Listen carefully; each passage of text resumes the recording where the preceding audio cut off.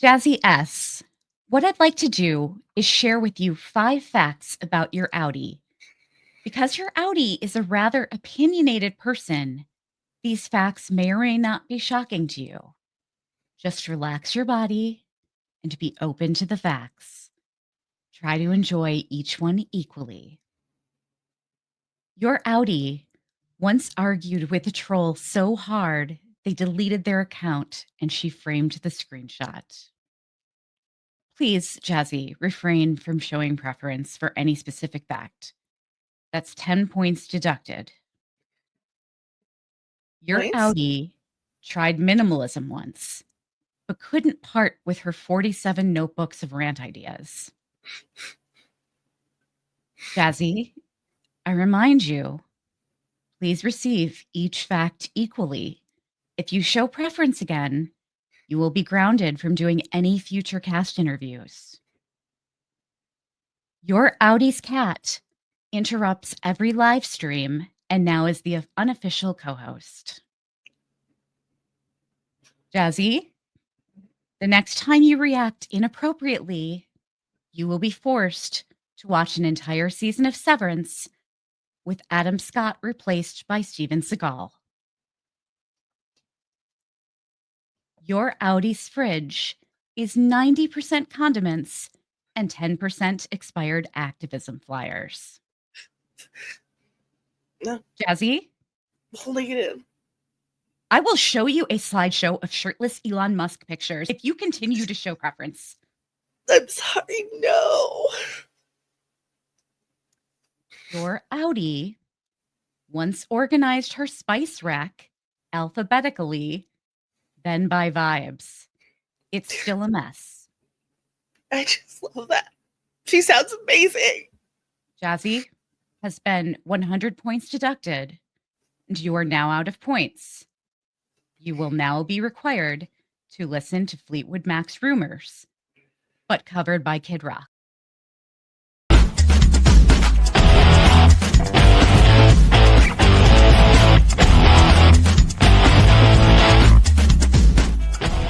Welcome to the Sever Floor. Hello.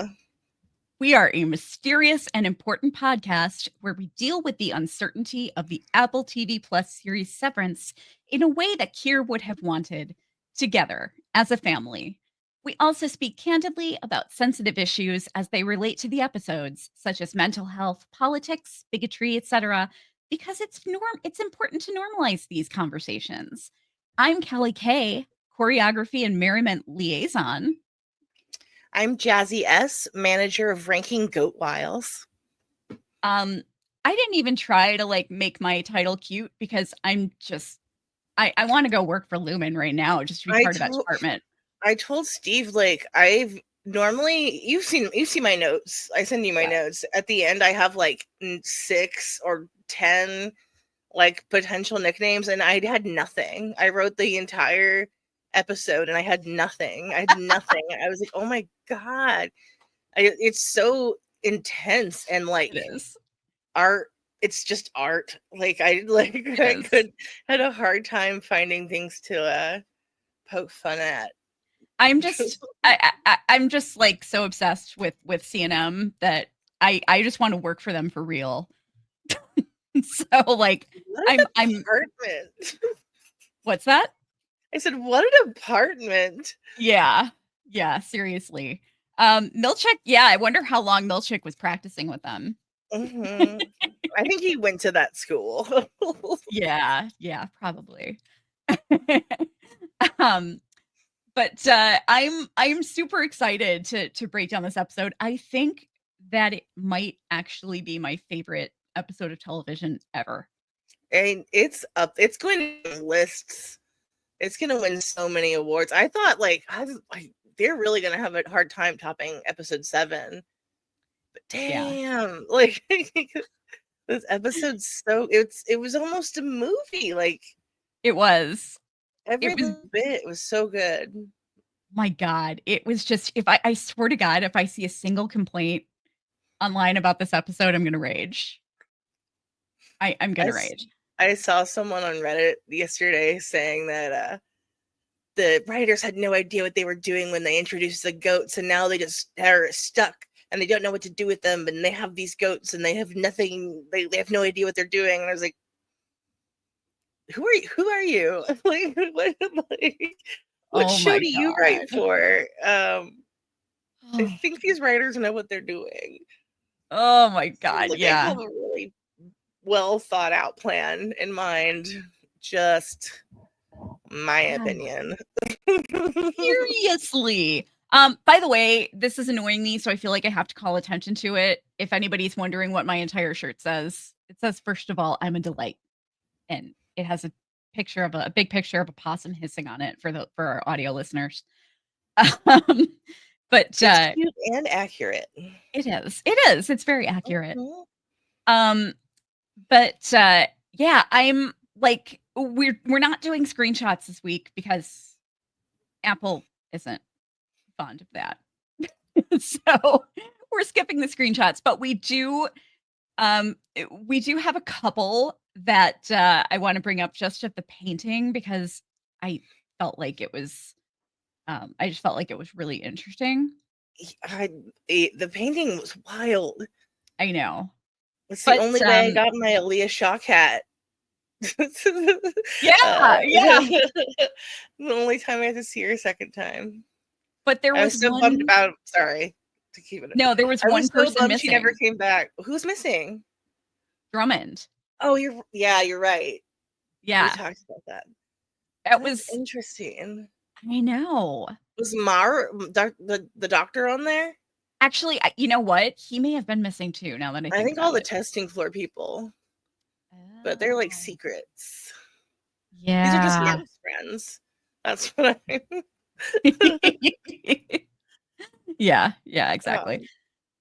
I was gonna say I was so bummed that we never got Aaliyah Shawkat back that I went back and restarted Search Party. Yeah. Because it's like one of the best TV shows ever made, and she's amazing in it. Damn. Yeah. A lot of people who have seen the episode. We're recording this before the episode goes live to everybody. So Mm-hmm. I'm talking about early reviewers who have seen the episode. A lot of people felt like it seemed like a series ending. Really? Yeah. I didn't think that. There's still too many unanswered questions. I know, there are. But I but mean, I could see how they would say that though, yeah, which means they did a great job. I mean, absolutely. I mean, if it ended there, like I would be bummed, but like what an ending. Like yeah, what an incredible ending. yeah, It yeah, definitely felt more cinematic, and it like did. the ending felt, it had like a sense of finality to it, but I didn't feel that like that was the end of the story. I still need to know what is going on. I know. Um, Like, period. if Adam Scott doesn't win an Emmy, I'm gonna be very upset. I need one for Adam, Britt, and Trammell. Yeah, All of yeah, them, all three. sure. And Patricia, if I'm being really honest. Although Yeah. she was like not as heavily featured as I would have liked this season, but every word she delivers deserves an Emmy. So, I I was so bummed that Irving was not in the episode, me but too. I didn't think he would be, but yeah, I kind of didn't John either. Turturro said his story's not over, so I'm not going to Good, be stressed about it. good. Apparently, like writing has already been done for season 4, so Mhm. so Which I is mean, season 3. or season 3. I mean, sorry, like Mhm. all of our shows are on season 3 except for this one. Yeah. I mean, it should be by Yeah, now. I just hope that we don't have to wait as long. Ben 'Cause Stiller said it wouldn't be 3 years. That's what he said 2 days good, ago. Yeah. good. I'm very That's all glad. he said. So, like, if it's 2 years and, 10 months, I guess we Nice. can't really complain, but Yeah, I yeah. am hoping it'll be pretty. I I mean, hope so. hopefully we won't have a 2 strikes and a pandemic that get in the middle of Mhm. everything. Yeah. Yeah, Who exactly. knows though? Maybe like a world war, but, Yeah. who knows? Um, Collapse of society, but yeah, yeah, but we'll see. everything else will be okay. Um, before we get into the breakdown, before we start with the recap, I just want to explain kind of how we work. So we do a very detailed recap, and we always note the chapters so that if you're not into the recap portion, you can skip through it. If you are into the recaps, because you're somebody who often misses things and you like to, catch up on anything you might have missed, it can be very helpful. Yeah, me too. so, so yeah, just watch that and then you can stick around for the discussion. Both chapters will be marked. Our discussion is we're not an essay channel here. We have a very free form discussion after the recap. So it's not live. We do some edits to it, but it's very unstructured because that's just our personal style. That's how we like it. That's how we So roll. we are not an essay channel and never will be, even if we do the occasional subject essay. That is not our specialty. But No. should we roll right into it? Yeah, I'm ready. All right, Jazzy, take us away. All right. We open up in the birthing cabin. Mark S. tells Cobell and Devon that he's not yet completed the Cold Harbor file, much to everyone's relief. Cobell announces that means Miss Casey/Gemma is still alive. She begins to describe the export hallway, and Mark connects it to Irving's drawings, which shocks Miss Cobell. He confesses that they know where that elevator is. Moving to the MDR room, James Egan still lurks creepily behind Helly, speaking to her in his soft, whispery croak that her speech at the gala was funny, but he was so cross with her after that he threw a tin of candies. Helly correctly tells him that he is so fucking weird. Proving her right, he shuffles closer to her, whisper croaking that he doesn't love his daughter. He used to see Keir in her, but as she's gotten older and probably more difficult to manipulate, Keir left.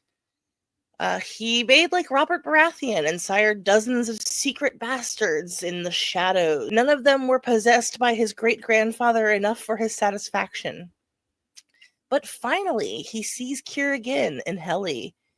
At his confession, Helly leaps from her chair, holding a pen ready to strike, telling him that he and his family have created hell and they are going to burn in it. He says, "There he is again," before he shuffles off like a geisha made of dried apples. Back at the cabin, Miss Cobell and Devon explain that once Mark S. completes the file, he'll have to take the export elevator down to the testing floor, where outie Mark, who we will refer to as Scout for this section for clarity, will find Gemma and get her back to the elevator. Back on the severed floor, Mark S. will escort Gemma, who will now be Miss Casey, to the exit stairs, allowing her and Scout to escape Lumon once and for all. This will prove that Gemma was kidnapped and will shut Lumon down permanently. Mark S. is visibly shaken by the scale of what they're asking him to do. He comments on how this will end his Innie's life. Miss Cobell suggests that it doesn't have to be the case. Devon mentions that someone else would like to speak with Mark S., and she pulls a camcorder out of her pocket. After giving him some quick instruction, they leave him alone to watch the tape. Mark S. pushes play on the device that is foreign to him, and the camcorder screen lights up, and Scout's face appears. Mark S. looks delighted to see his other side for the very first time. Scout starts off his video saying that he understands the enormity of what they're asking him, but first he apologizes for creating him to be a prisoner and forcing him to live a nightmare for 2 years. He believed Lumon's lies that Innies are content, and he used him as a way to escape his trauma.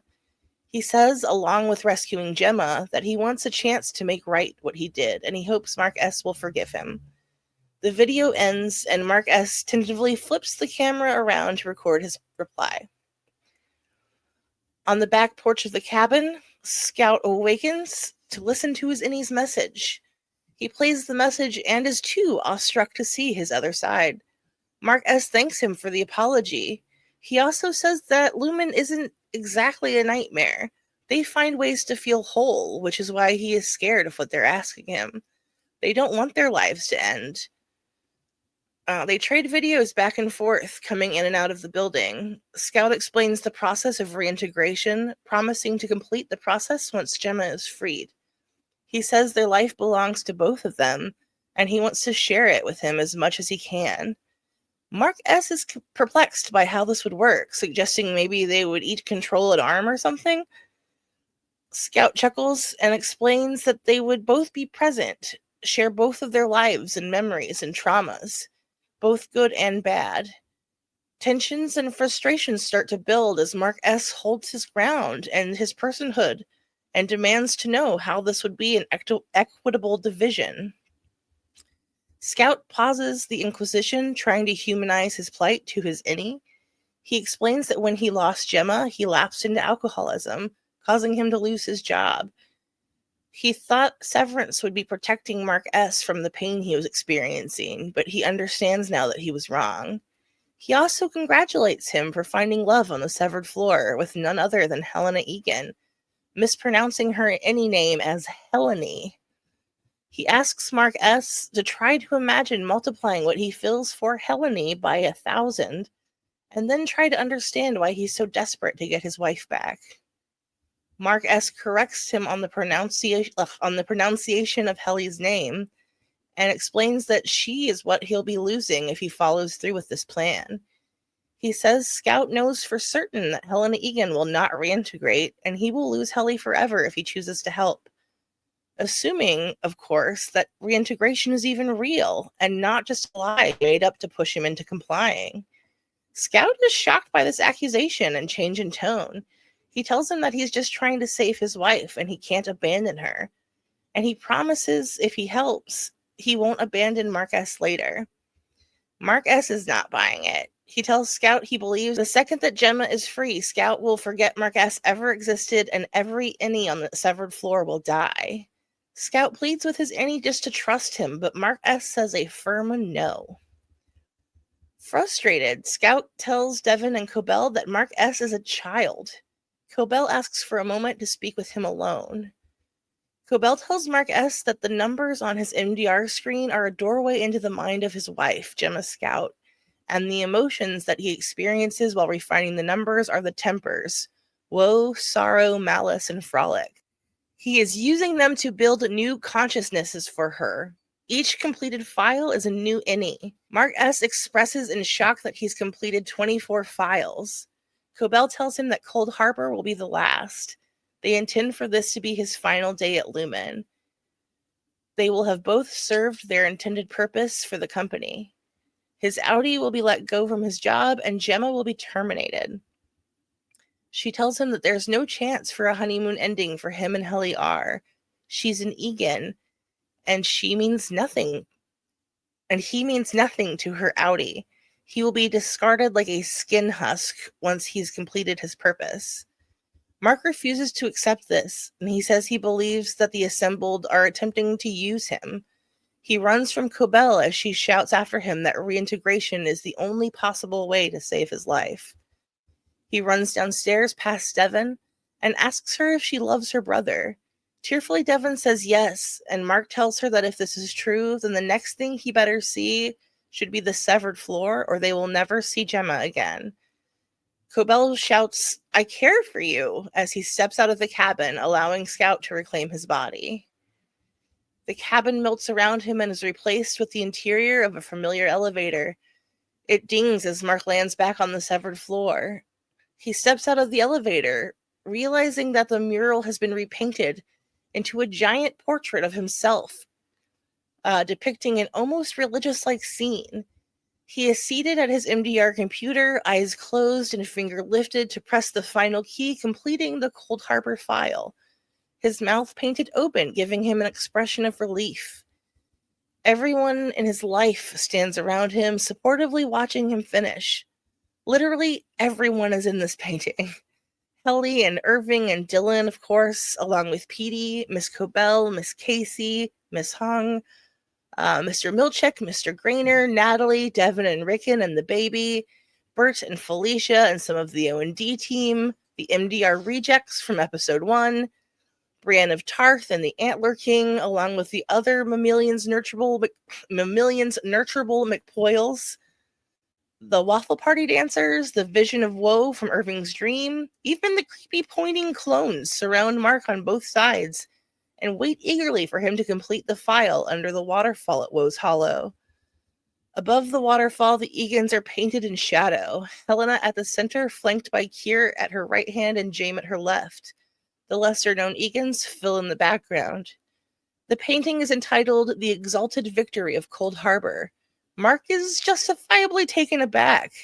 He stares in horror at the painting until the elevator quietly dings behind him and Helly steps off and falls into his embrace. Both Mark and Helly stare at the giant creepy mural, confessing that they need to catch up with each other. The lights turn off all at once, leaving them in complete darkness, and a hall light starts to light up, one bulb at a time, then returning to darkness, creating a trail of lights for them to follow. Hand in hand, they walk suspiciously down the hallway, finding their way to MDR in the near darkness.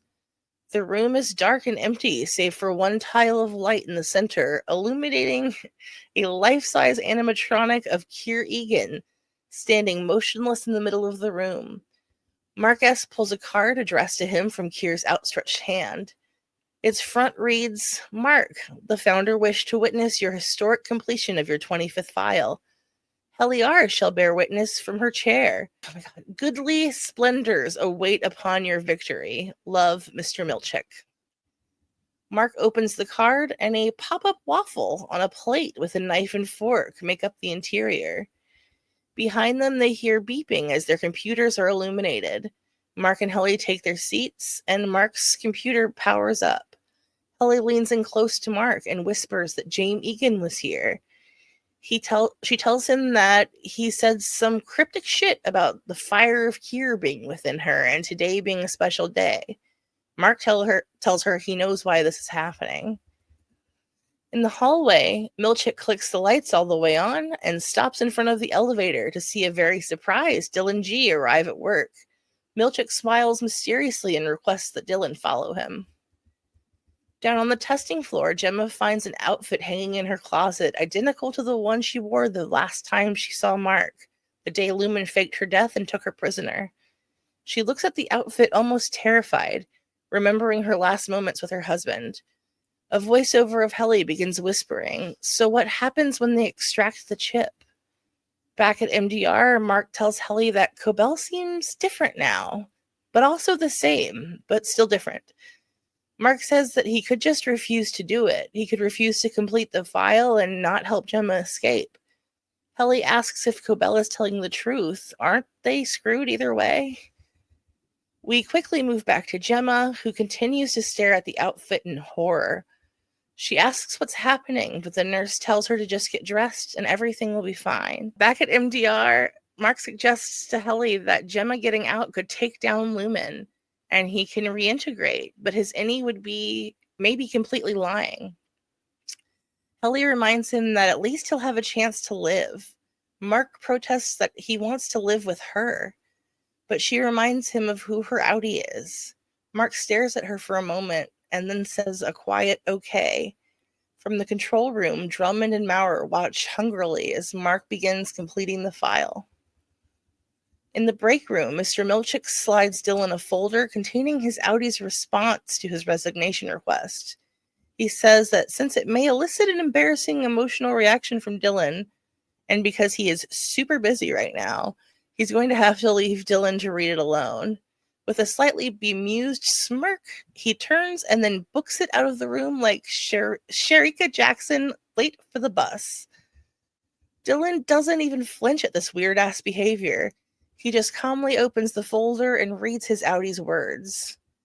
Outie Dylan has made his rebuttal in 3 points. The first of which being, fuck you.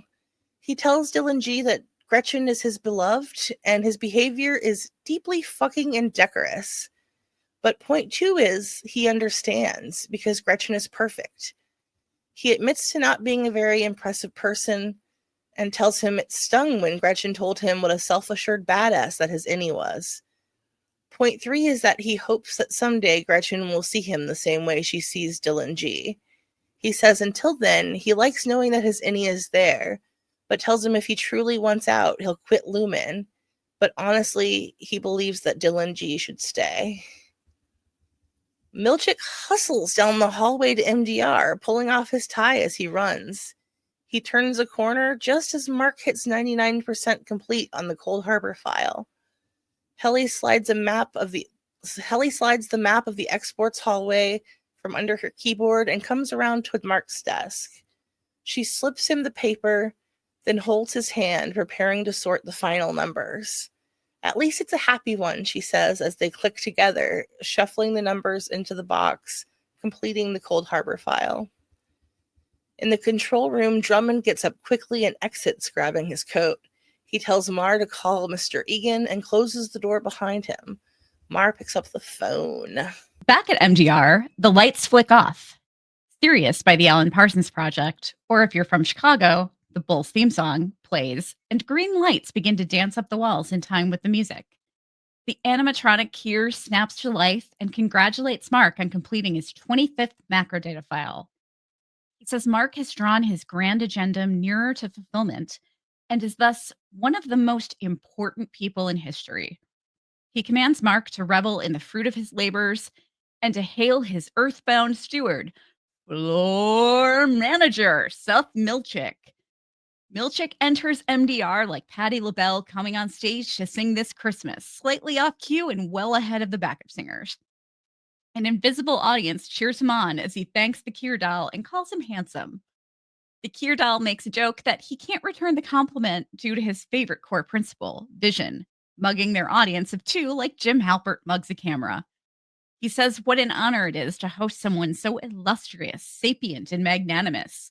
The Kier doll cuts him off, calling him verbose and saying it's a good thing that Milchick didn't write the first appendix because it would have burst. This time, there's no smile or laughter from Milchick. He tells the Kier doll it's an honor to receive his barbs. The legacy he's left behind is truly and irrefutably larger than life. The Kier doll eagerly asks if he means his company. Milchick says no. He means the wax statue that's 5 inches taller than Kier actually was. Milchick then introduces the lady and gentleman of MDR to the Department of Choreography and Merriment. We hear drum beats in the distance. Miss Patty's backup singers have finally arrived. Blue and green lights dance over the severed floor as the Department of Choreography and Merriment reveal themselves to be the Alabama State Marching Hornets, or some other historically black college marching band. They dance into MDR, led by Milchick, who is shaking what his mama gave him. As the band marches and dances to the Kier hymn, the nurse leads Gemma to the room marked Cold Harbor, and Dylan follows the sound of the music back to MDR. Jamie Egan steps off the elevator onto an unknown floor. It opens to a single computer sitting alone in a small room. A picture of Kier hanging just above the monitor is the room's only decoration. James sits at the lone chair, and the voice of Mauer tells him the efficacy test will begin shortly. In MDR, the band fills the room while Milchick does body rolls to the beat. Helly and Mark find a pause in the din and give each other meaningful looks. Helly tells him she'll see him at the equator, and he responds the same. She takes off, running through the band, drawing everyone's attention as Mark flees the room. Helly grabs Milchick's walkie and runs into the bathroom. He follows her as Mark S. runs into the hallway and begins to hunt for the export elevator. Helly throws the walkie-talkie in the toilet and flushes. Milchick finds it there to his dismay and tries to exit the bathroom, but Helly is holding the door closed. She urges the folks from Choreography and Merriment to help her as she struggles to hold the door closed, but they're too busy continuing to react to the movie drumline. Dylan arrives back at MDR to see the craziness. Mr. Drummond steps off the exports elevator onto the severed floor. He storms down the black hallway. Coming out of the door, he stares intently at the blank wall directly in front of him. He looks both ways down the hallway before giving a hard shove. The wall gives way to a secret door behind it. Mark S. continues to run, checking the directions in his pocket often. Gemma and the nurse reach the Cold Harbor door, and the nurse allows the lock to jab her finger, drawing blood to unlock. Lady Lorne of Tarth walks down the hallway serving Tim Burton realness as she walks a baby goat in a baby carriage, her face a confusing mix of emotions. Back at MDR, Helly and Milchick continue to fight with the door until they both lose their grip and fall to the floor. Milchick demands Helly tell him where Mark is. Helly says she doesn't know when we hear Dylan screaming from off camera. He suddenly forces the vending machine in front of the bathroom door, sealing Milchick inside. Gemma enters the door to Cold Harbor. Maurer's voice instructs her to walk all the way in. Inside is a completely empty white room, save for one object in the center. It's the crib that Mark bought when he first found out that Gemma was pregnant. Maurer asks Gemma who she is. Gemma stares at the crib for a long moment before saying she doesn't know. In this private room, Jamie Egan smiles. Lauren arrives at a room with her goat, and the door is thrown open by Drummond. She looks at him coldly and says, Mammalion's nurturable offers a sacrifice. Drummond asks if it has verve, and she confirms that it does. He then asks about Wiles, and she says it's the most of his flock. Wheeling her goat inside, Drummond stands next to a strange table. On the wall is a bolt gun used for culling livestock.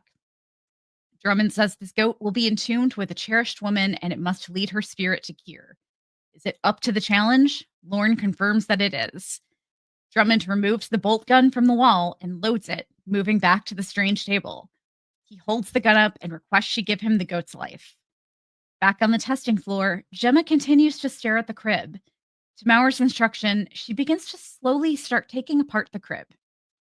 Upstairs in MDR, Milchick fights violently to exit the bathroom as Dylan and Helly struggle to keep him at bay. Mark continues to run, hearing a goat bleeding. Drummond places the goat onto the table, which locks the goat in place, with just his head sticking out. On the wall is some all-white artwork of goats being sacrificed and their spirits radiating. Drummond says they commit the beast to Kier and his eternal war against pain. He passed Lauren the gun. Outside, Mark believes he's found the elevator, but his keycard won't unlock the door. Lauren lowers the gun to the goat's head, then asks how many more goats she has to give. Drummond says as many as their founder calls. Saddened, Lauren again takes aim when they're interrupted by the sounds of banging from outside. It's Mark trying to get in the elevator door. Drummond throws the door open and catches him as he tries to run. The larger man towers over Mark menacingly before punching him directly in the nose. The men struggle, with Mark biting Drummond to try to escape, but Drummond gets the jump on him. He begins choking him, but before he can lose consciousness, Lauren sneaks up behind Drummond and presses the gun to his temple.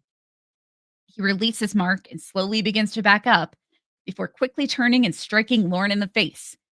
Getting up, they tussle, and Drummond punches her in the mouth, bloodying her teeth. But little did he know that Lauren was a knight of the Seven Kingdoms and descended from Sir Duncan the Tall. She lunges at him, screaming, and knocks him to the floor. She proceeds to beat him like his mama should have done, pounding his face over and over. She grabs for the bolt gun, but Mark stops her. Maurer and Jane watch Gemma take the crib apart as I'll Be Seeing You by Billie Holiday plays in the background. They remark at how the barrier is holding, calling it beautiful. Holding the bolt gun to Drummond's neck, Mark leads him down the black hallway to the export elevator. He turns back to the entrance and thanks Lauren for her help. She tells him Emil the goat thanks him as Mark pulls Drummond into the elevator. Still holding the gun to the larger man's throat, Mark begins to give Drummond instructions for what to do when they arrive, when suddenly the elevator dings and Mark is replaced by his Innie, who accidentally pulls the trigger in one of the funniest accidental murders ever, killing Drummond and spraying his blood all over his unsuspecting persona and the elevator walls. Mark Scout is horrified and confused as Drummond violently gags and bleeds to death, his body falling forward through the open elevator doors. The doors then try to close, but are blocked by the legs of his corpse. Mark Scout creeps past the gruesome scene at the elevator and begins to search for the door labeled Cold Harbor. Behind the Cold Harbor door, Gemma has almost finished taking the crib apart.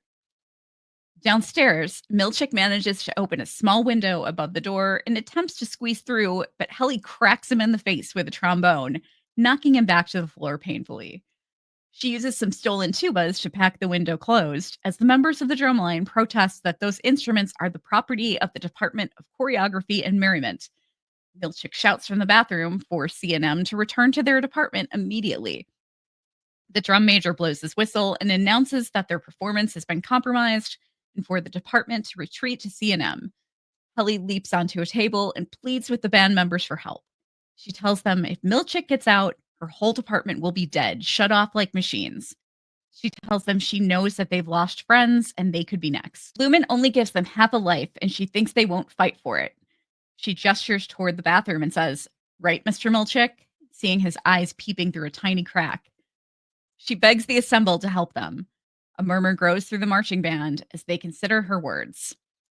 Mark arrives at the Cold Harbor door and realizes he can't open it. Appearing from nowhere, the nurse demands to know how he got down there. He commands her to open the door, and she tells him to step off, fucko. He points the bolt gun at her and screams for her to open the door. She screams back, "No, fuck you. Fuck you," is ringing through the empty hallway as the nurse flees from the bloody, screaming man with the gun. Mark tries his hand on the lock. It pricks him and fails.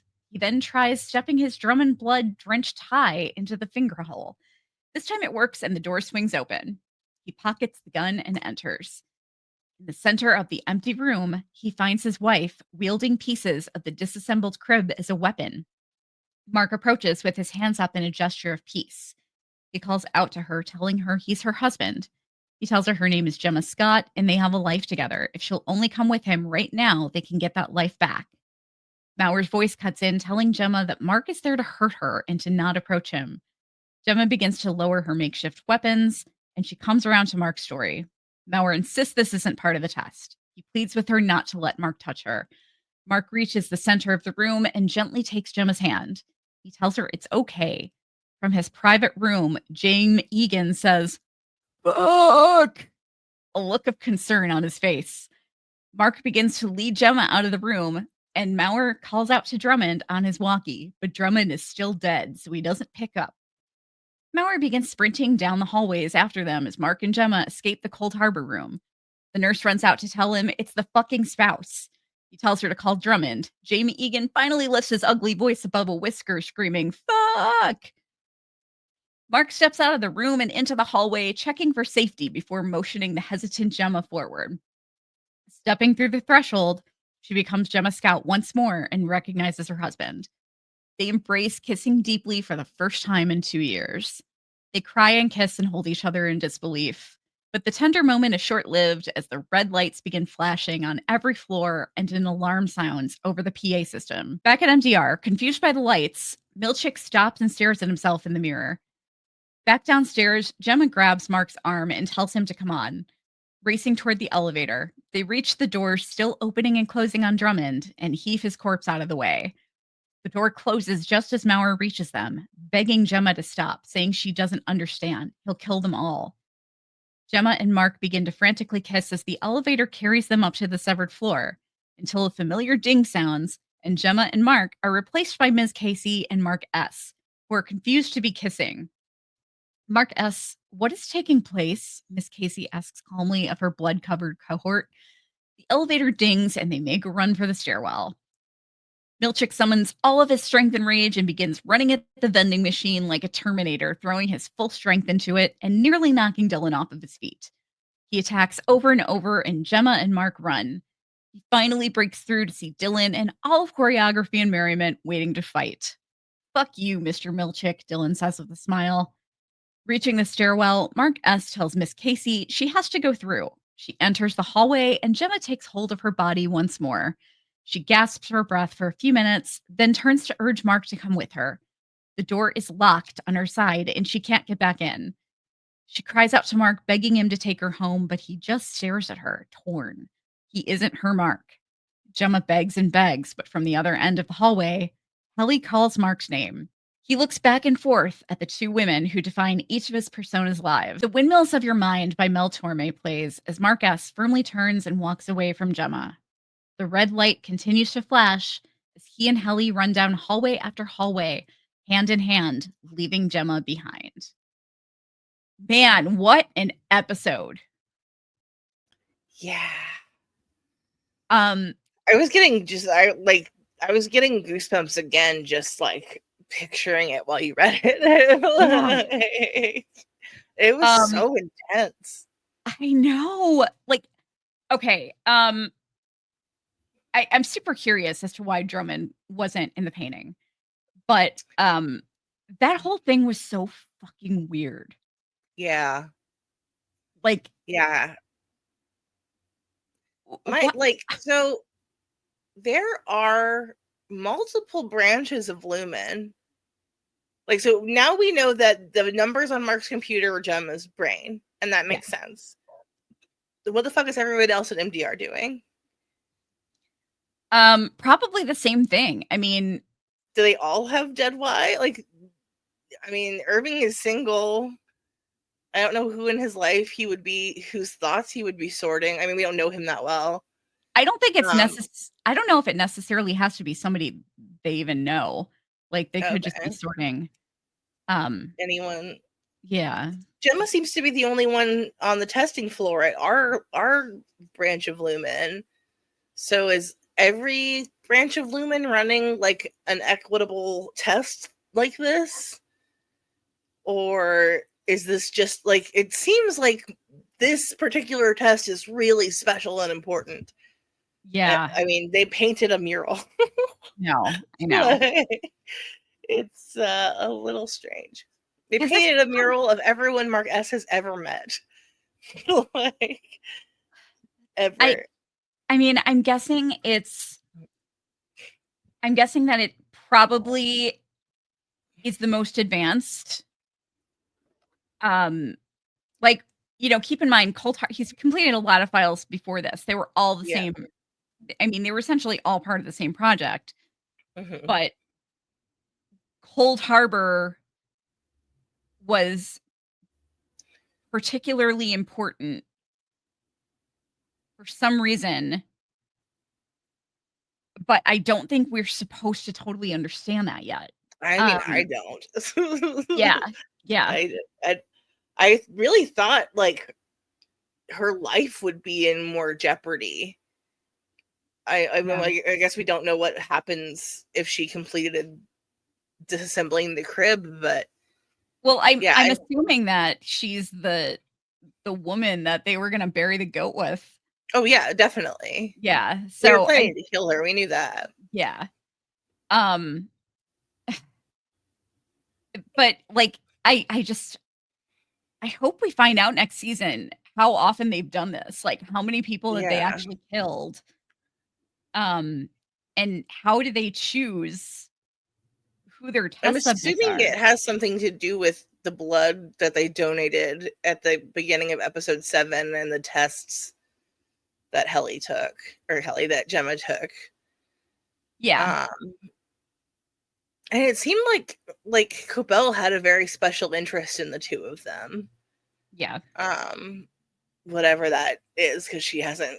We don't know. We still don't know so much. Um, which is wild because I feel like we learned so much in this episode. But yeah, yeah. Just to backtrack a little bit, the two Mark fight, the with the camcorder was so incredible. Like, I the know. distinction that Adam gives both of those characters, yeah, he needs to win an Emmy for show. Yeah, yeah, no, he really does.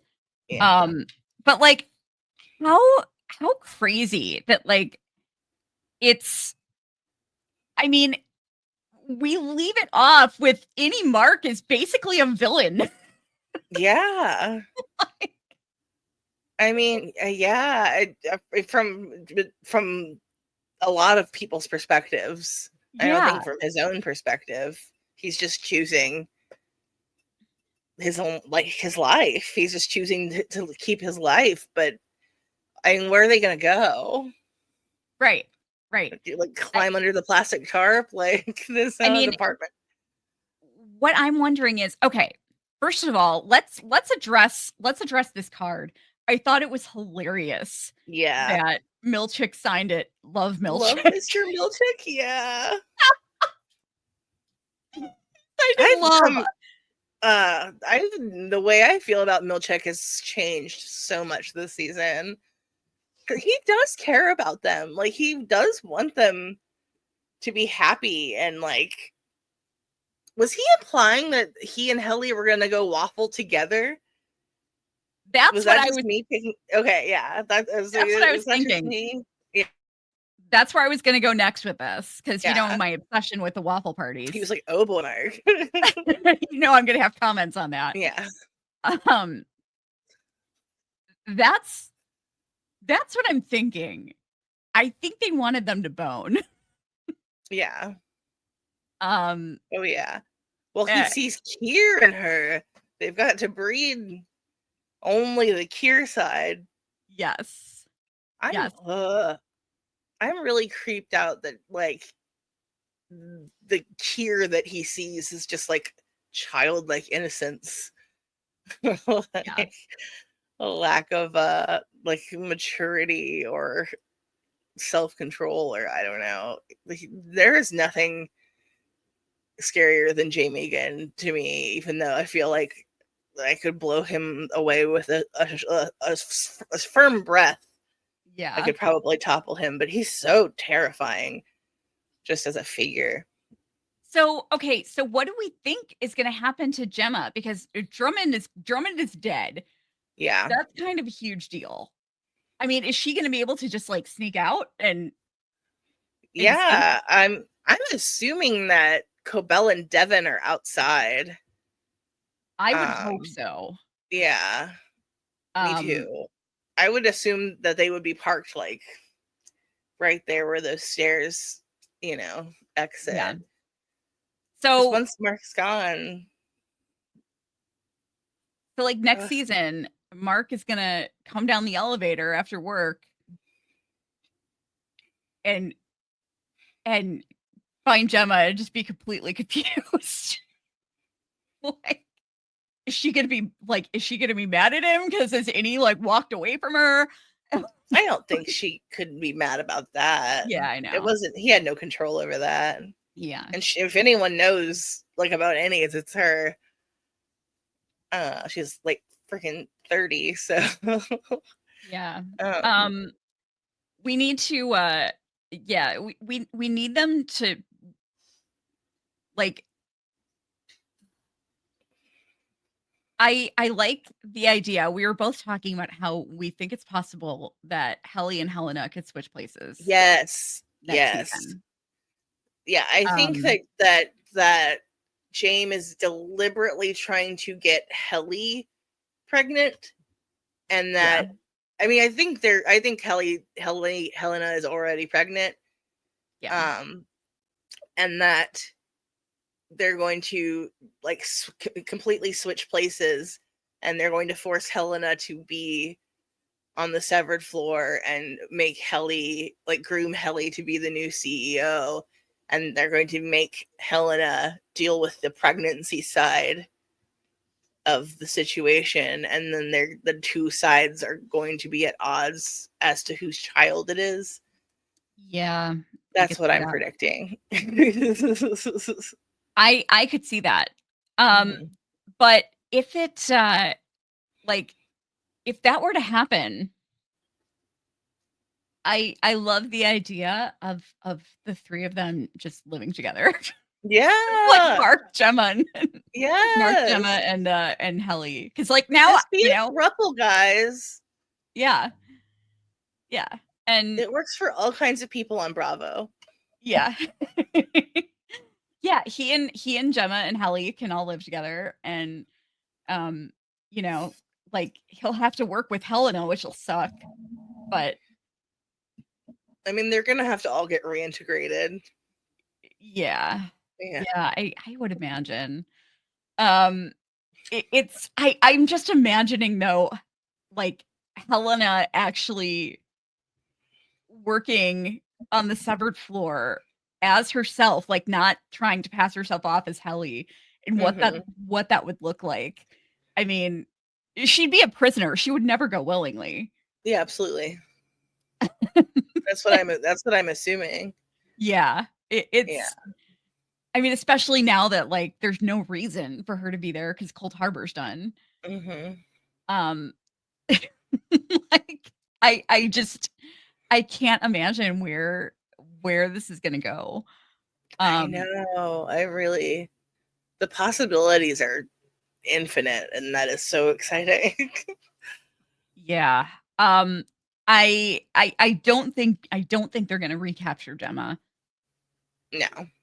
I think she'll get to safety, and we'll see a lot more of her next season than we Yeah, I have. feel like she's going to be working for the either Ragabi or the angry. I can't remember the name of the anti-Lumen. Oh, the Whole Mind Collective? Yes, the Whole Mind Yeah. Collective. Thank you. I feel like she's going to be like leading the charge against Lumen next season. Hopefully with Devin. Yeah. I hope Devin doesn't turn out to be evil because I really want to see her and Gemma's relationship. And is Mark even gonna go back to Lumen? Well, I guess they don't need him, so why would he? I mean, they were planning to fire him. That was Yeah. supposed to be his last day anyway. Yeah. Is he going to ever leave Lumen? How are they going to get him out? Yeah. Where is he going now? Yeah. I'm so confused as to what next season will look like. I can't imagine that they'll keep Dylan around. Like I mean, the only thing I can Was their imagine. whole MDR just refining Gemma? Were they all I don't working think on so. Gemma? I didn't I think don't so either. know. No, Because Mark because completed it's all of her files. yeah. Right? Yeah. So Yeah. what's everyone else working on? I have no idea. And why do they expire? Yeah, I'm I still don't curious know. about that. Like, do they expire because one of the test subjects dies? Like, I don't know. No. Oh, I hope not. Or do they have to or I wonder if they just or if they have to complete these tests by a certain date, or it's not going to work for some reason, like or if it's a superstitious thing, or I don't know. But oh my god, I laughed so fucking hard at 2 points at 2 moments in this episode. The way Milchick booked it out. Ran out of that room. Died. Why did he Hilarious. I know we know why, because he was trying to make his cue. Yeah. But like the fact that he first of all, I feel like he was breaking character just like a fraction there as he turned to run away. He had that little smile on his face. Yeah. Which made me laugh. But the fact that Dylan just did not care Yeah. at all, he did not react to it. He was just whatever. Every day here is fucking weird. But it was even funnier though, because at first I thought he was running away because he was scared of Dylan. I was like, what is going on? Where is he heading? Oh my god. And then the other moment was Mark accidentally killing Drummond. That was I thought you were gonna say him confronting the nurse with the gun, because that cracked Oh, me that the was fucking fuck hilarious up. too. I was they hired Sandra Bernhard, they have to let her do some kind of comedy, and then she's like, "Fuck you, fucko!" And I was Yeah. yeah. And then him They just got it in there. awkwardly screaming, and he basically was the possum on my shirt. Yes. Just the way he was screaming was cracking me up. Getting shot in the neck by a bolt gun seems fucking horrible. Yeah. Ooh. But it was just hilarious to me though that he basically died because he switched over. Mm-hmm. Wild. There was and then sorry, go ahead. No, the other hilarious moment that I forgot was them waking up as Marquez and Miss Casey. Yeah. That was pretty funny. The way both of their faces are back away from each other. Everyone on that show is such blood an on top of it. yeah. she's kissing Marcus and he's covered in blood. And she was so calm. She's like, Marcus, what is taking place? transpiring? Yeah. Yeah. Dyken Lockman again. What an actress. Oh my God. The way they just flip through these roles. So good. So good. Everyone's so good. And I could watch that fucking band for just like an entire season. Absolutely. I loved every all his second of like it. show choir body rolls. Yes. He was just going so hard. I was so happy for. He seemed to be like enjoying himself so much. I know. They had this whole like fun day planned, and then they were like, "Fuck you," which I mean, also I'm like, "Fuck you," but Yeah. I want good things for Milchick. I want him to flip I and want him become to flip a too. goodie, so I can enjoy him more. I know. It's I really hope we see more of that department in the future because it was just so fucking fantastic. But Where are they? right? Where are they? I Where's don't choreography know. and merriment? Who knows, man? They It gives probably me live there. it gives me hope for Dylan finding another girlfriend. Yeah. Like, he was like, it's Yeah. just the goat people down here and us. And I'm like, no, there's like mad people down there. There's Hey, I'm there's sure there are a supposed to be few sexy hundreds of goat people, okay? I mean, even Margaret McFoyle found love with Mac for one evening. Yeah. So it can happen. Yeah, that's true. Speaking of mammalians nurturable, I was very excited to get to see Gwendolyn Christie, Brienne of Tarth, the shit out of Mr. Drummond. Yeah. He must have not known who he was fighting. She slayed the Hound, bro. She was the Lord Commander of Renly Baratheon's Kingsguard. He doesn't even know who he's stepping to. Yeah. That was pretty great. I love that. That was such a great scene. Drummond is so scary. I've never seen that actor play anything other than a teddy bear. I think I've already said that on this show, but like he generally plays like such sweet-hearted, whimsical characters, and it was like insane to watch how dark he was and violent and terrifying. Like, yeah, for sure. Everyone. So what?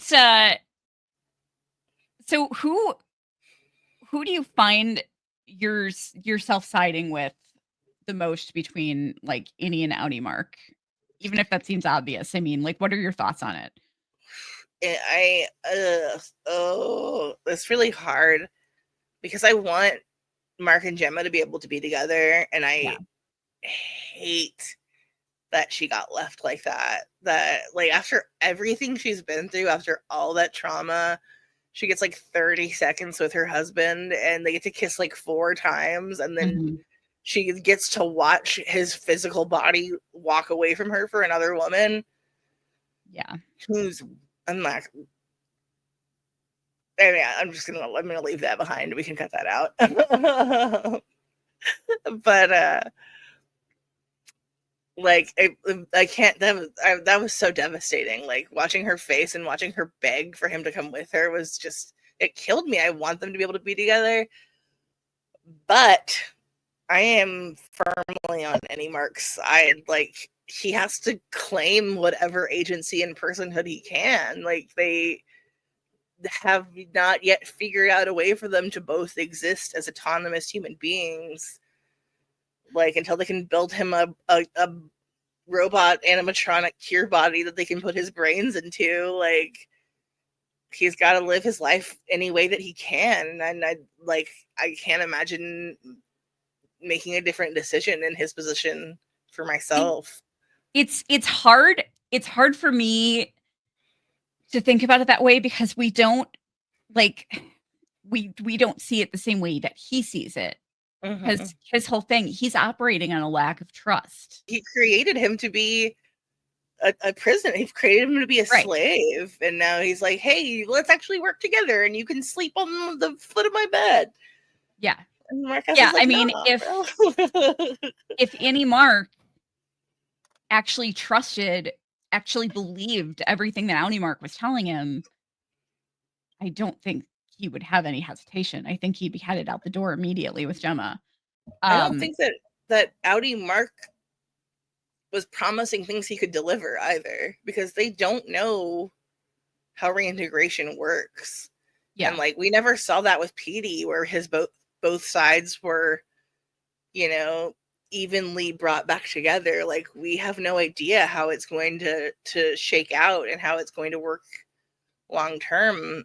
Like I don't think it was fair for him to promise him that they would have a life that they could share, or that he Yeah. wouldn't be like swallowed. He says once, you know, we're completed, it's going to be like you have 200 times the experience that I do.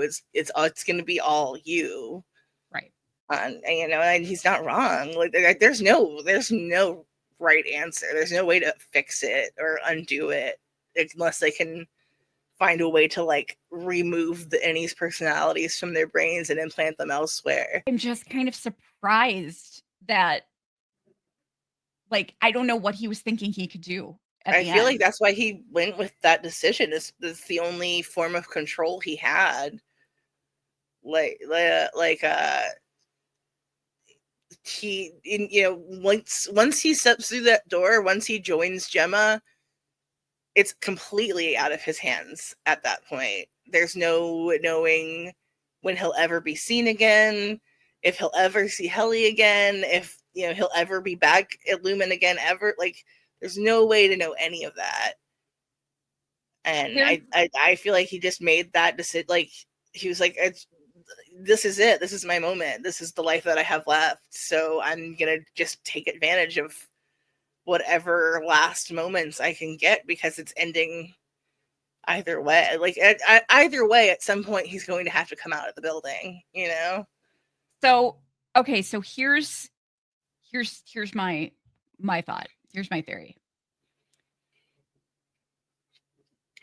Helly didn't need to be there at the end, right? There was no reason that we knew about.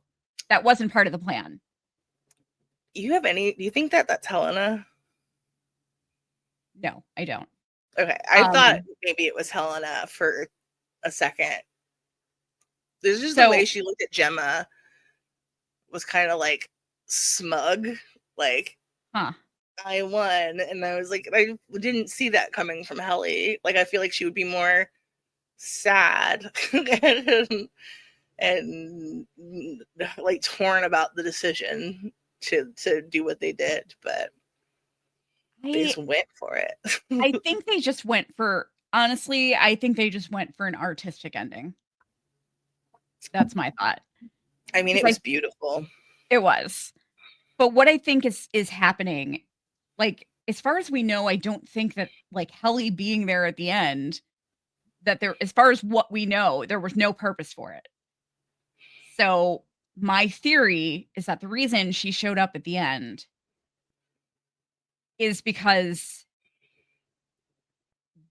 James possibly talked her into working with him. Oh, I hope not. That'd be a huge bummer. Um, Yeah. but, like, in a way that would allow her to possibly spend time with Mark. You know what I mean? Hmm. Um, knowing that he could go home to his wife every day.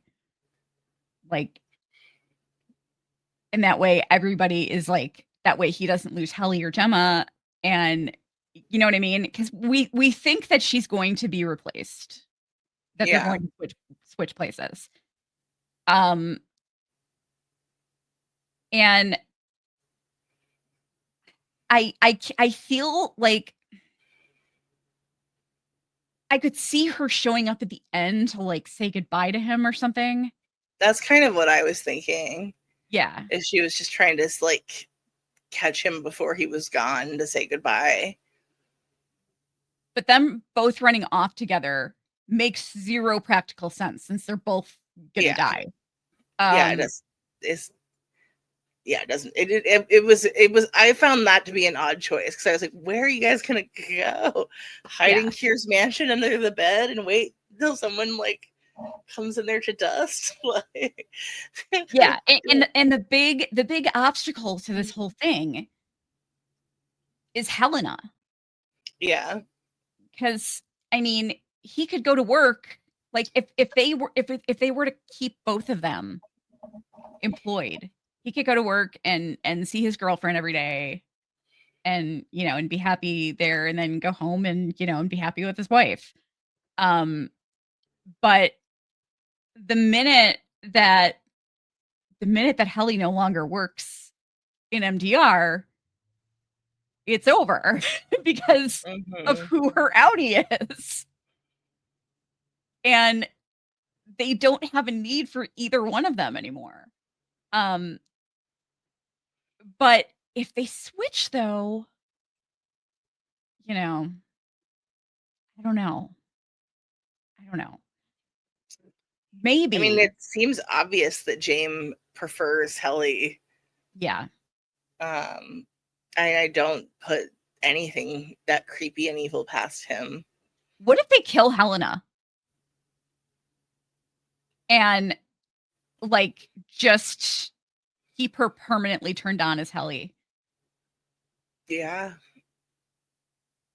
I could see that happening. I think it's more likely. I think Britt Lauer's too good of an actress for that, and they want to see both Yeah. versions. I honestly really want to see Helena Egan have to suffer a little bit, Yeah. like get taken down like a few pegs. Um, Well, if she dies, I mean, yeah, that's kind of the ultimate punishment.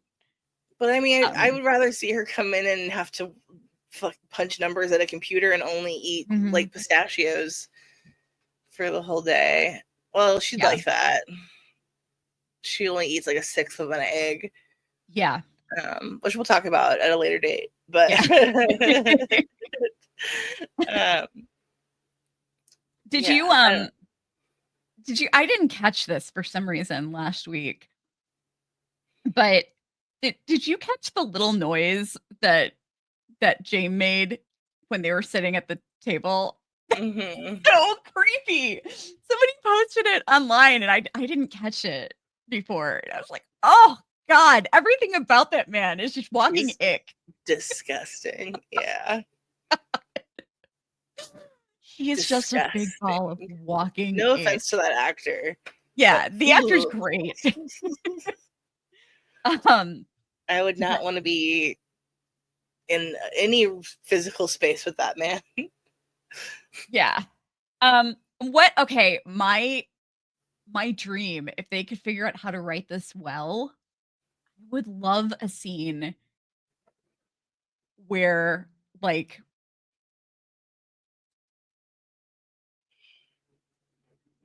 Dylan Dylan and Irving somehow meet up and find out that they were refiners, that they worked Hmm. together. And they're visited by a reintegrated Mark and Helly, who is now Helly all the time. Um, and they can catch them up to speed because that would be fucking amazing. I would Like like that very much. the four of them hanging out on the outside would be fucking amazing. I thought it was really strange. So I've had this complaint with both shows that we're covering right now that they hired an amazing slate of guest actors and then criminally underutilized them. I was Yeah. thrilled to see Gwendolyn Christie again in this episode. I'm glad she got to show back up, but like Bob Balaban, Leah Shawkat, like there's so they hired the Merritt got the most screen time, and I was very glad.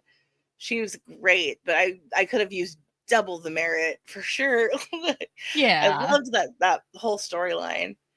Um, and now it feels like that's not kind of like I bet I don't I wonder if that'll come back at all. But Yeah. I don't understand why once Irving left, they didn't bring in one of the other refiners from episode 1.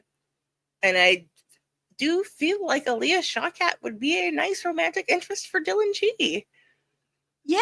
They could be real Oh, that cute. would have been cute. They would be real cute together. That would have been super cute. Wow.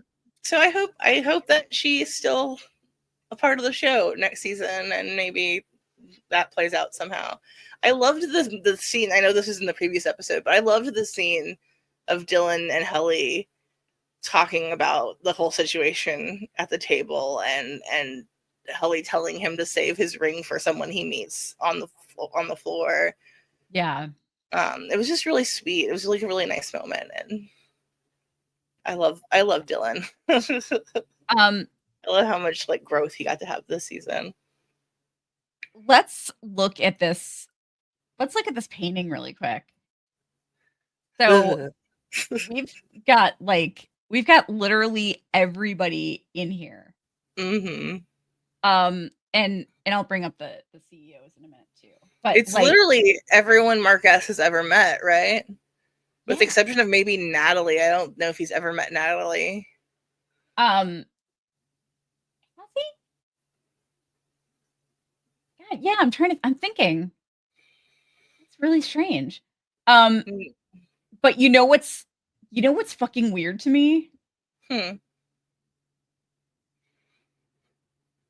Helly, or like the Helly twin from Woe's Hollow is blue. Like She's blue? they painted her frozen or something after she was drowned. That's wild. I did not notice that. But her hair looks dry and styled though. But how strange. Yeah, she's blue. Actually, I'm gonna take this down and bring up a zoomed in photo because you'll be able to see I thought it. Devin and Rickon and the baby were super creepy. Yeah. The way she's holding the baby gives me the icks. I don't know why. So I don't know, like. Oh, she is blue. Isn't it creepy? Yeah, how did I not notice that? Yeah, I think because they're all kind of darker. I thought maybe she was just in shadows, but she's just straight up blue. Yeah, she's very blue. Waffle party dancers are in there. Yeah. Whoa, we see Whoa in there. The Grainer. Mark looks like he's having an orgasm. I know. I tried not to write that into the recap. I was like, what do I say about this face? Right? It's not good. Holy shit, that's what's her name? I can't remember her name. Not Rebecca, but the other friend. Oh, I don't remember the other friend's name. But yeah, those are the people from the dinner party. Yeah. It's everyone Marquez has ever met, right? Yeah, that's Janice and Patton. Yeah. Oh my god. Okay, that's fucking weird. I didn't notice that until just now. Who's behind Bert, the blonde? Is that Rebecca? That might be Rebecca. Yeah. The long-haired one is Denise. But yeah, that's so weird. But there's no Alexa. Alexa is not in here. Or Fields, but she doesn't know Fields. Yeah, Alexa is nowhere in here. So yeah, that's all. What's interesting? Can you zoom in on Devin and Rickon? Like that? No, I don't. I do not like that. I do not like that. Yeah. One of them. It's. I still want to know what's going. Look, there's Petey. Petey looks like he has cornrows. I think it's just. Like, I know he doesn't, but just like the way the paint. I think it's partly the suspenders on Mark G behind him. Oh yeah. Or Mark W. Is it Mark W? Is it Mark W? I think it is. Mark W. Why are they all in the water? That's so bizarre. That's such a weird choice. Yeah. the whole, like, I don't understand why they're at Woe's Hollow. And what is Miss Wong holding? The tray that the marshmallows were on. Oh, okay. Gotcha. Um, The Antler King's back there. yeah. Let me Other bring up the McFoyles. CEOs here. Choo, choo, choo, choo. Okay. It's I mean they're the CEOs are shadowed, so Yeah. it's like the image isn't as great, but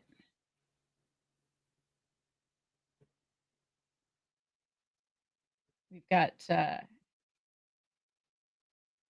we've got all of the Egan CEOs. With Yeah, I don't remember here any of the rest of their names. there's this is Myrtle. That's Ambrose on the end. Okay. And then Myrtle. And then one of these guys is Pip. I can't remember, like, I don't remember which one. Yeah, one of these guys is Pip. I don't remember who the other Egans are. I just remember Myrtle and Pip and Ambrose, and then the ones that we know. I forgot this lady's name with the princess dye hair. Yeah. Is that Kier's wife? No, because she's Kier's wife was Imogene, and he was Imogene. That's right. yeah, he was like he died in like 1860 or something. So that lady is definitely not from 1860. Yeah. But yeah, I'm still hoping that all of my Ambrose theories will come to fruition somehow. I mean, there's still so much room for like anything to happen. I There's still know. so much we don't know. Yeah. Whose What? idea was it to have goats lead them to heaven? No, that's so fucking weird. What I love that both of the heads of security are dead now. Mm-hmm. And Mark witnessed both of their deaths. Mm-hmm. It's the same version of Mark too. Yeah, exactly. That's so Wild. crazy. What all right, so who are you putting in the break room and who are you giving incentives to? Everybody gets incentives. Oprah, you get an incentive. You get an incentive. Jesus Christ, I don't know how to answer that. I don't know how to like pick a performance. Sorry, I'm like leaning way out for my mic. I don't know how to pick one. The episode? Can I give the episode an incentive?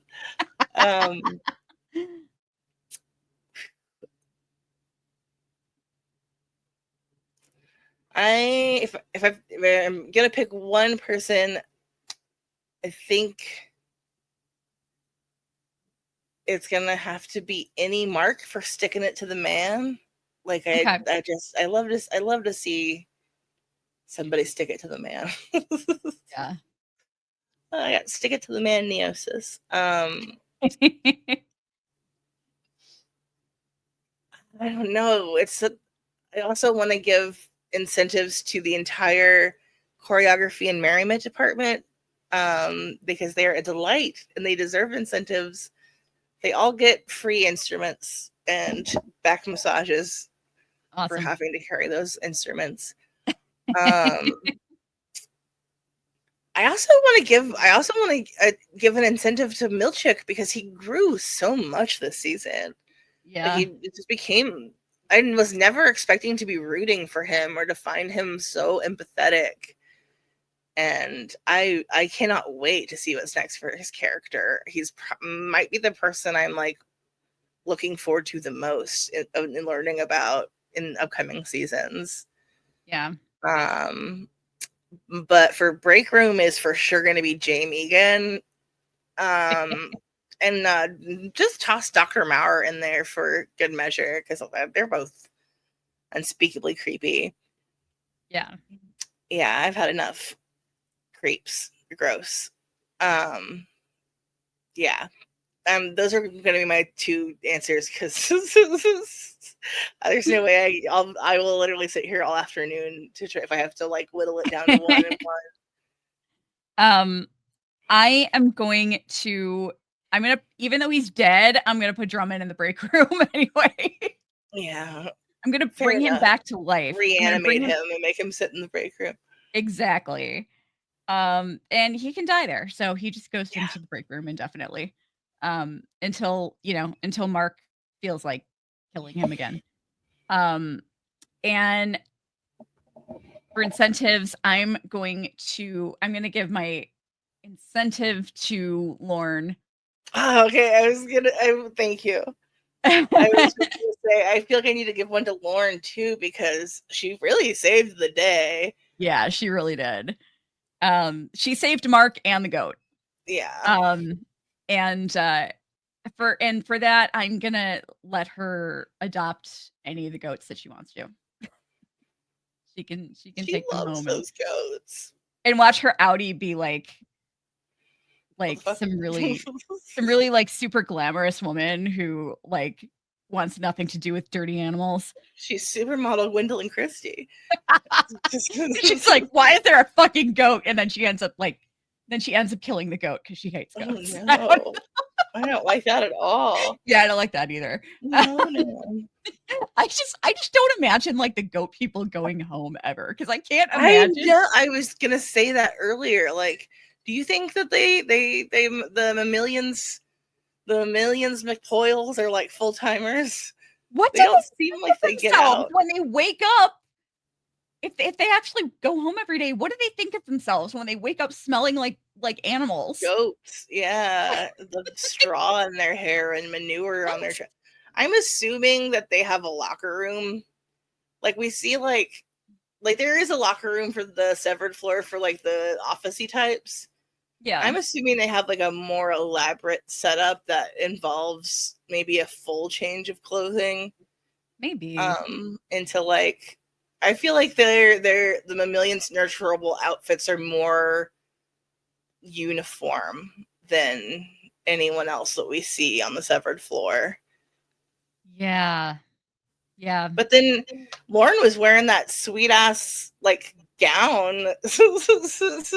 But maybe that was just for the sacrifice. Yeah, I don't know. I wonder how many goats she's actually sacrificed, or if maybe this was her first Did one. you I don't see know. the look on her face? It's been a lot. Yeah, yeah. She's seen some goats. And that poor, oh my god, that poor goat was just so chill, like nothing was happening to it. Just It's because it's chewing a on her goat. fingers. I know. I She mean, was goats are talking. not afraid of shit. Goats are just like the most chill animals in the world. They're just like, everything's cool, man. Everybody's my friend. And I sent you the Rickon is a goat theory, right? yes, yes. That was so fucking hilarious. Yeah, you guys, there's a great TikTok video. I wish I had the user's name in front of me, but just look up Rickon is a goat. And I'm Yeah. sure you'll find it. It's fucking hilarious. It's so funny. There's too much evidence. I love it. I love it so much. It's a good theory for not making any sense at all. I know. By the way, did you somebody pointed this out recently and I didn't realize it. Did you realize that the the brand, I don't know if it was the brand of the crib or where it came from. It was like it wasn't Cold Harbor, but it was like something almost identical. Um I saw something about that, but I didn't notice it when I watched the episode. I didn't either. But no, I don't think you could see it this time. I think it was on the box. Yeah, I think it was on the box. Yeah. So I wonder if that's why they called it Cold Harbor. I don't know. Yeah. But which is just like extra weird to me for some reason. It felt underwhelming.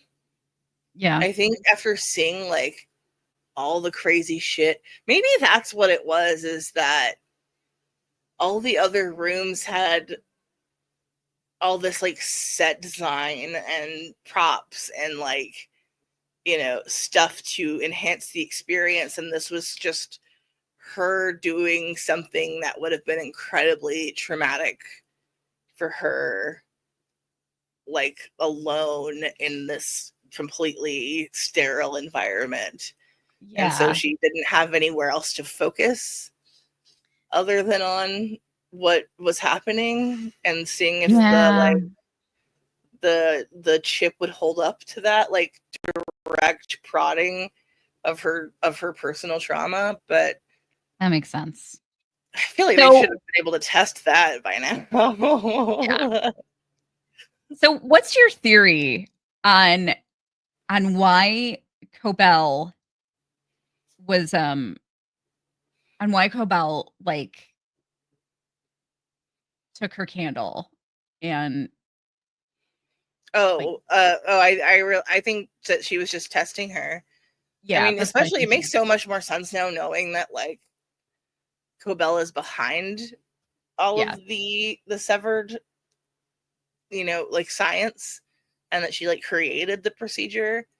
I mean, do you Um, think that she wanted it to did you think that she wanted it to a little bit. malfunction? Yeah, I do. Yeah. I think she wanted like love to conquer all, Yeah. but obviously is more advantageous for her professionally if it doesn't. Yeah. But I think on at least a little bit, like she was rooting for them because she keeps trying, Yeah. and like Milchick is like, it obviously works. Like they don't recognize each other. Like take the win. Like I don't understand why you keep putting them in these situations. Yeah.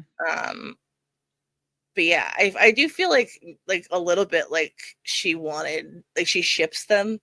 She just wanted it to work out. Yeah.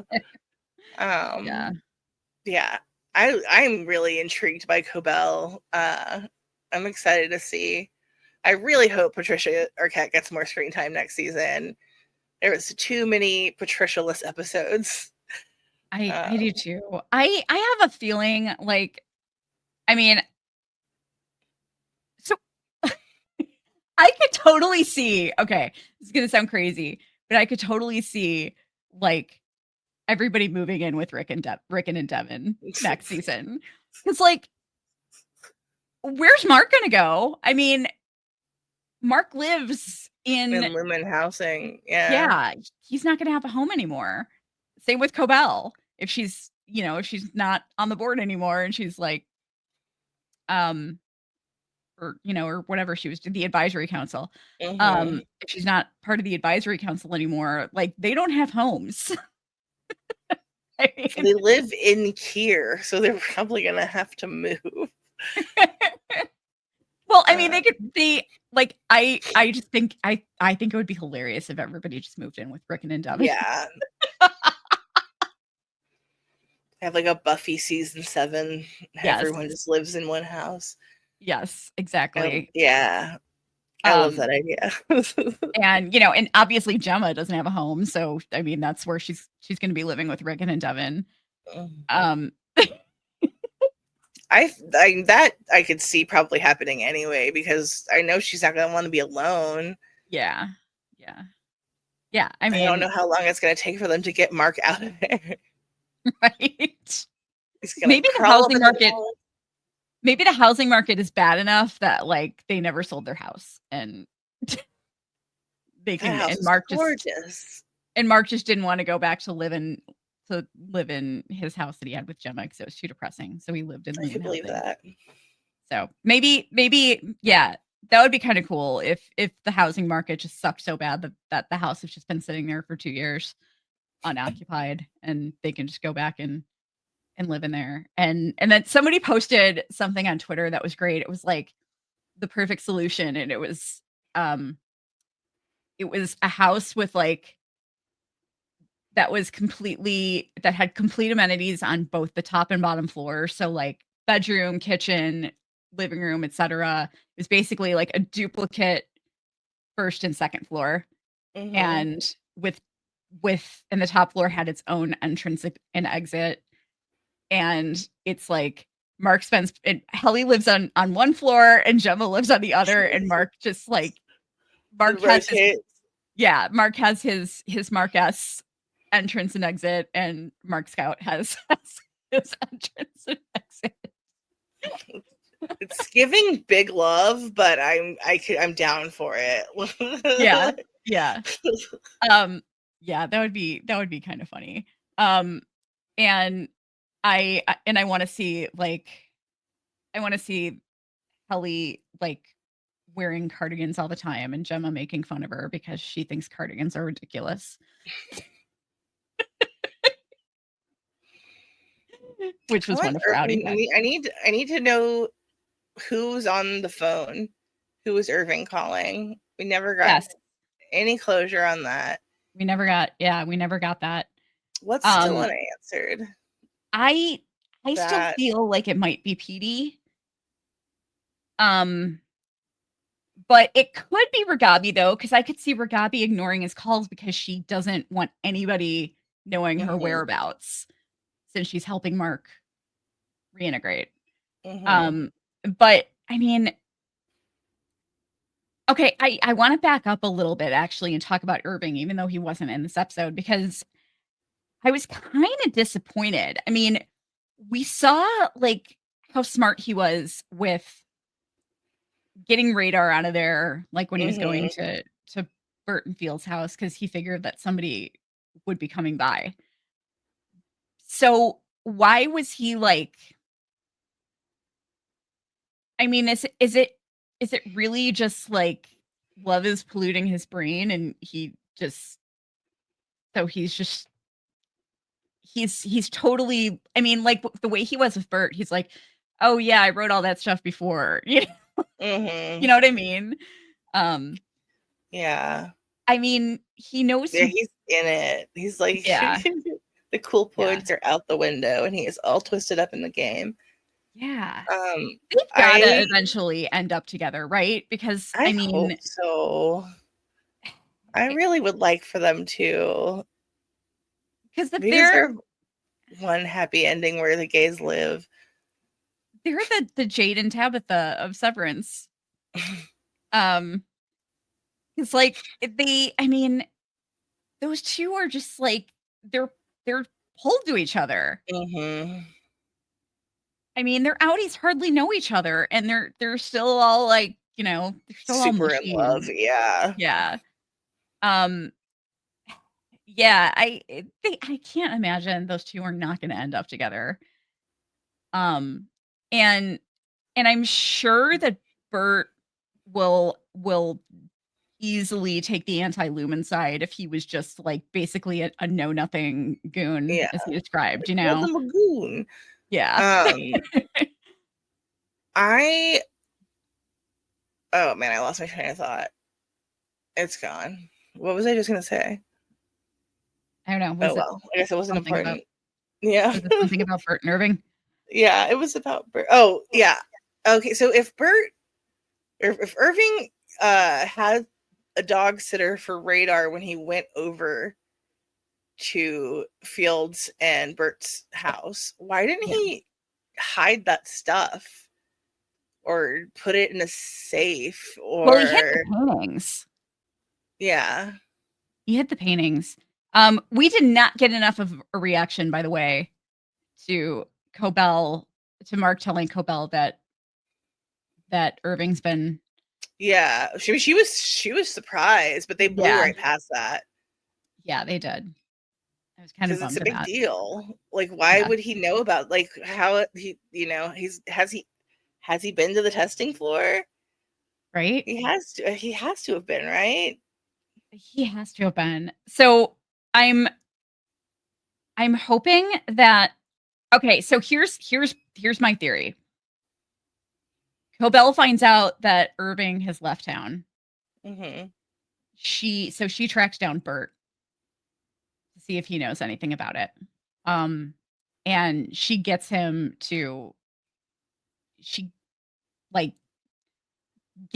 help her find wherever Irving went off to. Like maybe between the two of them, they can figure it out, you know? And I feel like they would both trust each other because I mean, they both like Bert has no reason to be loyal to Lumon other than money. You know what Yeah. I mean? Um, and I think Cobell has plenty enough of an argument to make to get him to believe that she's anti-Lumon and to get him to cooperate. So I feel like maybe the two of them will track down Irving next season together. That would be Yeah, kind of cool. that makes a lot of sense. Yeah. I could see that happening. Because I'm sure she wants to know like what the fuck his relationship is to that Yeah. elevator. Or maybe she knows and it's something that she like absolutely does not want getting out or, Yeah. who knows? But I'm sure she's going to be in a hurry to track down Irving to exchange notes cuz I can't imagine her just like not. Letting that go. Yeah. Yeah. Yeah, I can't imagine that. Um I'm curious about Devin. I think it's possible that she might be a secret Egan. She was given, I think maybe I'm just reading too much into it, but I feel like she was given some like covert vibes in the last few episodes.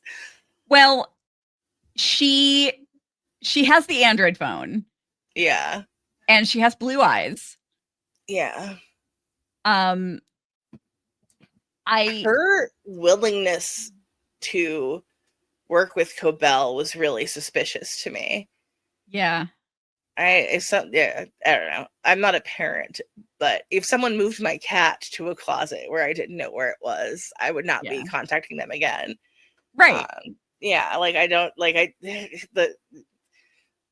I know Cobell didn't take her baby, but like she did hide her baby and Yeah. they had to search for her. Like that's not cool. And she lied about being a lactation consultant to gain further access to their family and learn more about her brother. Like it's very creepy. I Yeah. don't understand why she was so ready to trust Cobell, and that is like the main thing besides the android that makes me suspicious of her. Yeah. I mean, I don't think she's going to be a bad guy, but I think that she might have connections or, you know, I'm know about wondering, stuff that. do we know what is the thing that brought Mark to Lumon? Like, um, Like how he was recruited. Yeah. They never explain that. I mean, they gave us, Yeah. why he decided to get severed, Mm-hmm. but we never got that. My guess is he probably saw a commercial on TV or something. Mm-hmm. And which that's a whole nother thing that I want to get into when we start doing our Lumen deep dive because Mm-hmm. they're I think they're controlling a whole lot, including Yeah, like me too. um I mean, they including control the water supply yeah. to the town. That has Yeah. to mean something. Yeah, for sure. And if they kidnap Gemma, I'm sure they made it happen to where Mark saw like Mark was introduced to this Severance, the existence of Severance at the perfect time so that Mm-hmm. he would be interested in participating. I don't think it was an accident. I think that, No, not at all. No, yeah, they were targeting them the whole time. I feel yeah, like from the moment we see at the beginning of episode 7 where they have their meet cute, I feel like Lumon is on their tail. yeah. It was somebody suggested that it could have even been before that they were targeting Gemma because um when he showed up at her office with the ant farm, um someone mentioned like she just looked like she was like she grabbed a bunch of papers off her desk and someone said that she looked like she was trying to Oh, stash she was in. sneezing. She Right, but was she was doing like the thing. she was Oh, moving papers around. I She was thought like it's just because she like knocked him around because she was sneezing. Oh, is that what That's kind of happened? what I attribute it to. Yeah, because he Oh, talks okay. about when he's doing the. He's like, my wife always sneezes in threes or Yeah. whatever. So it's. I thought she was like having a sneezing fit. That's how I read it. Okay. Gotcha. Um, yeah, I heard somebody ask that too, like, "Why was she sneezing? That's so weird." I'm like, "I think I'm pretty sure they just did that It's like a to, quirk. Yeah, just to remember just for us to go back to yeah. the outie facts that, like, the facts that Mark was giving about his wife in the voiceover. Um, but, yeah, it's, yeah, I think it all like, yeah, it definitely all started either with the blood drive or with the fertility clinic for sure. Um, but, did you have anything else that you wanted to get out before we I could probably talk about this episode for the rest of my life, but I feel like we've done a good discussion. All right, so we are working on an off-season plan right now. We're obviously not gonna be doing weekly shows, but we're working on some sort of off-season plan for all of our shows once this season of Yellow Jackets ends, Hmm. which we're going into episode 7. So there's only 4 episodes of Yellow Jackets left, and then we'll start our off-season coverage. Um, but, if you are not aware, we do lives every for well, this will be the last one. So, you have Hmm. one more chance to catch us for our live Severance chat, and that's Friday at 5 p.m. Eastern. So come join us. It's a lot of fun. And if you're a fan of the shows from or Severance, then please check out our coverage of those shows. We also do a live for Yellow Jackets, and since that's in season, we're still doing those right now.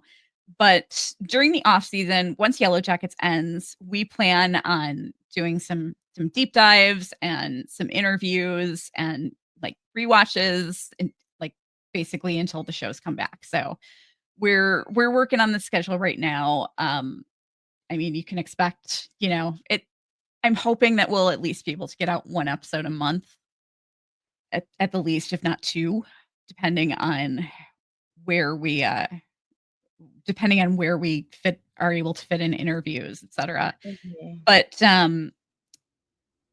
follow us on social media so you know what we're up to. On Facebook, Instagram, Threads, TikTok, and Blue Sky, we're at Cyborg Queen Media, and on X, we're at Cyborg Queen TV.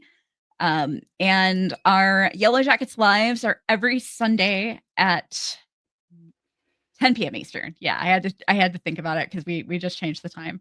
Hmm. Um, Also, if we still need a social media manager and we still need an editor, we also are interested in bringing people on to help us with short form content. If that's something that you're interested in, get in touch with us, drop us a line. I'm also going to include a link to our team application in the episode description, so check that out.